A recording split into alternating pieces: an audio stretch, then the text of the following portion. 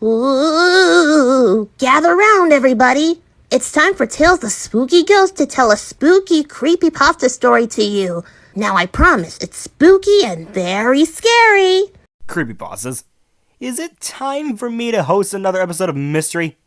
I like murder mysteries. Who done it? This story is called Where's Sonic?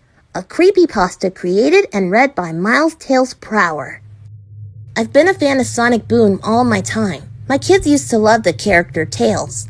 He's quite inventive, very active, and so-called the strongest being of Mobius, which is rather cute in my opinion, Tails spoke. But one day, while I was watching the 2022 Little Big Planet World Series with the Tennessee Toucans versus the Missouri Marchers, I heard the doorbell ring. Once I opened the door, I looked at the welcome rug on the porch and saw an abandoned DVD, and written in pen it read, "Play Me."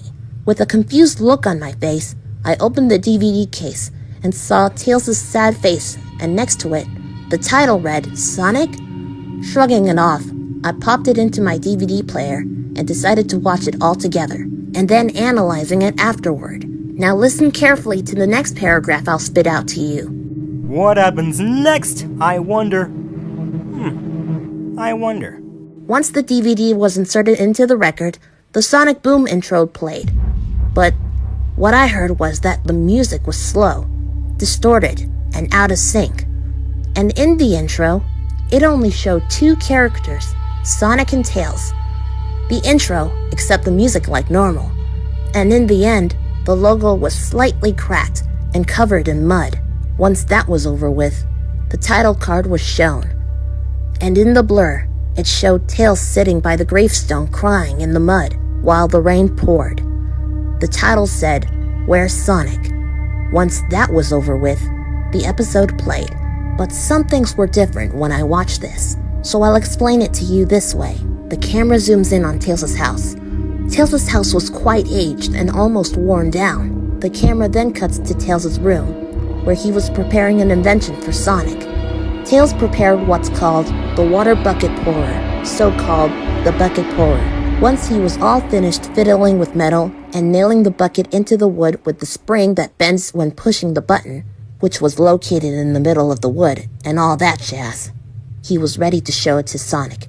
Tails walks into the kitchen, but then, suddenly, he stopped, with a frightened look on his face. He saw two splotches of red in two places, one splotch of red on the kitchen table, and the other on the surface of the counter. Tails had then dropped his invention to the floor, but luckily, it didn't break. Then he ran outside, and then he was greeted by a sign right by his shoes. It read, There's no more time, Tails. Go to the graveyard. The graveyard? Tails asked himself. I've never been to one before. Tails shrugged it off and flew to the entrance of the graveyard and read on the concrete, Necropolis. Strange, said Tails. I'd never seen so many gravestones in all my entire life. This might be where all the people who once lived had suddenly died. Suddenly, Tails' shoe hit a gravestone. Ouch! Tails interjected, but luckily, his foot wasn't damaged. It only hurt for a second. Then what he saw made his heart drop all the way down. Tails saw a gravestone that read, Rest in peace, Sonic. It cuts to Tails looking directly at the camera, like he suddenly knew something happened. He started to get tearful and depressed by looking at the gravestone. Then his ears dropped down, and what I saw caught my eye and almost jolted me. Tails' eyes started to fade away when his tears were watering up on his bottom eyelid. But while this happened, static and interference started to mess up the screen. But not a lot of static, otherwise it might mess up the whole thing together. But anyway, I heard the hissing static grow louder. But while I heard it, I could see Tails sitting by the graveside and looking directly at the camera and crying harder than ever. But once I heard Tails crying, the pupils of his eyes were back. No! Screamed Tails. I can't believe this! I don't know what's happening! He then screamed at the top of his lungs. But when he was screaming, The screaming pierced my eardrums. I had to cover my ears tightly so that the shockwaves of the screaming wouldn't get into my eardrums. Once that was over for 5 seconds, the video cut to static for 1 minute. And over the sound of hissing static, I could hear Tails crying loudly. But it was cute, and I acted as if I smiled, but I smirked. Once the minute of static was up, it then cuts to Tails walking to other gravestones, and then he stops to see Amy's gravestone with roses on the dirt. It was quite nice for someone to leave flowers on a gravestone for someone who has died, such as a celebrity or a family member. Then it cuts to Tails' face boiling up with sweat and anger. He uttered out an outburst of anger with the sole of his shoe. He kicked the gravestone, and it fell into Styx's gravestone. Now on Styx's gravestone, it had 2 branches of a tree and an old scratched-up Australian boomerang lying in the dirt. Tails then yells, "What on earth has my life come to? My friends are dying and I need help!" He scrambles out of the necropolis graveyard, lets out a breath of air, and flies to the village. Once he got to the village, he then sees that nobody was there. Not even the villagers of Hedgehog Village. He then looks around to find Sonic's house. Once he found it, he knocked on the door. But there was no answer. So he then opens the door, and what he had seen made Tails' heart sink. He had seen a photo print of the team, but what was different was that there was nobody there except Tails. He was the last man standing. "Strange," Tails said. "Am I the only one here?" He then walks over to the refrigerator and opens it to grab a snack. But there was nothing there, only a post-it that read, "You did this!" This reminds me of the first 48. Tails then runs to the bathroom to look at the mirror. But then, what he had seen made him pause and look horrified. He had seen his wrench on the back of his strap covered in red. "Oh my gosh," Tails said in a scared voice. "What have I done?"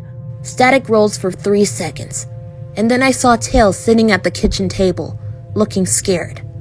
But then, he pauses and neutrally looks at the camera. He then says, You know, maybe it's okay to pretend to be someone else, right? I mean, everybody's different."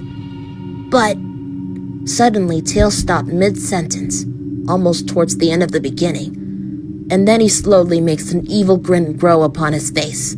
I tried to scramble for the stop button, but the DVD won't stop. It kept playing. Tails said right to the camera, "John, is that you?" I immediately paused what I was doing and dashed to the comfy brown chair. Looking scared, I nodded my head. Tails said, "It's finally we meet. Did you see what I just did to my friends earlier before the intro even began? I disheveled them. And that's what's gonna happen to you, my friend." Tails then lets out an evil laugh and it cuts to static. Without looking at the DVD player, I scrambled up the stairs into my bedroom and slammed the door on my way in. I grew even more scared when I heard a thud on the floor downstairs. "Don't let me be him," I said. "Please!" And I heard someone say something in a creepy voice. "It's me, John. Don't you want to play with me?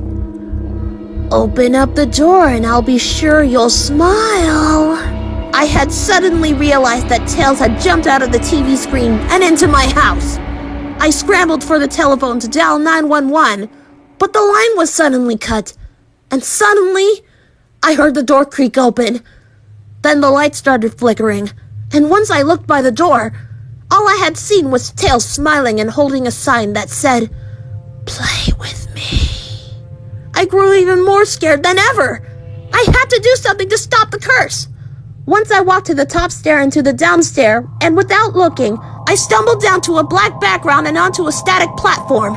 I then saw Tails looking sinister, and he jumped onto me screaming louder than ever, and I woke up! "Was it all a dream?" I asked. "No, it wasn't," a voice spoke. I looked over my shoulder to see somebody sitting next to me, and the one who sat next to me all along was Miles Tails Prower.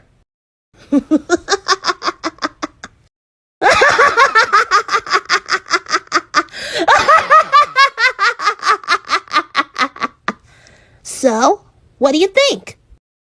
That was splendid! 10 out of 10! Thanks, National Geographic.